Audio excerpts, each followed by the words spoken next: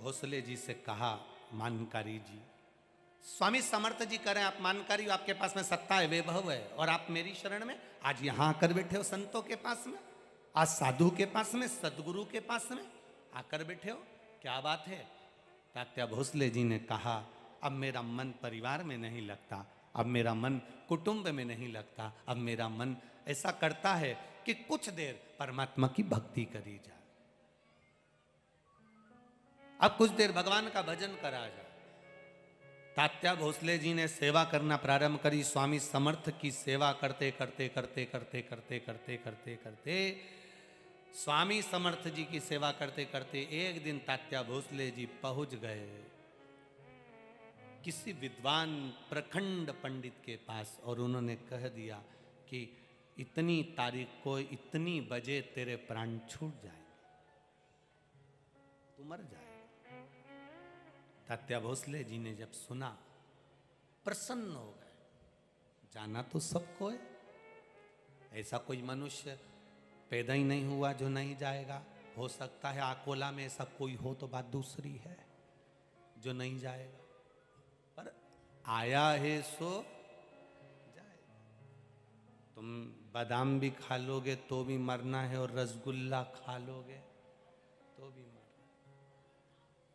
मरना तो निश्चित है। ऐसा संसार में कोई नहीं जन्मा जो मरेगा नहीं। परंतु आज के जमाने में किसी व्यक्ति से कह दो, एक बहू सास से कह दे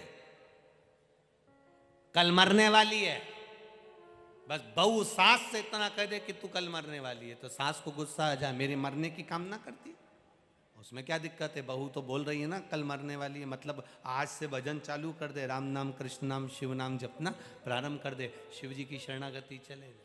मृत्यु तो निश्चित है, जानना तो पड़ेगा।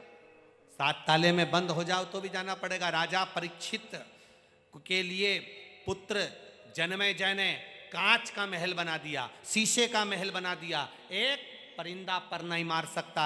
एक अनार का रस जिस गिलास में जिस पात्र में भरा कर जा रहा था, उस पात्र के नीचे की पेंदी में तक्षक नाग चिपक कर अंदर चले गया।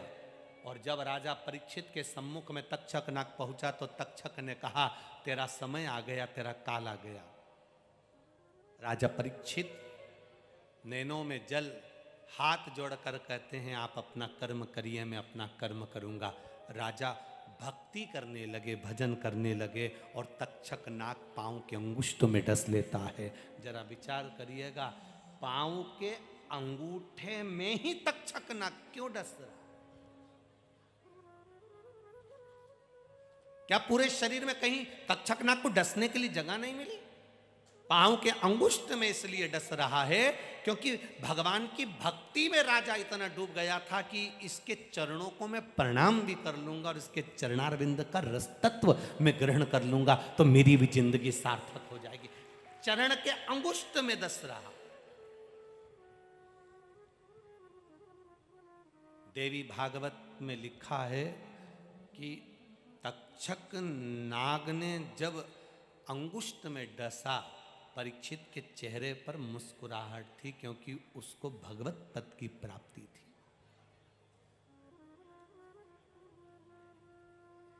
भगवत पद की प्राप्ति,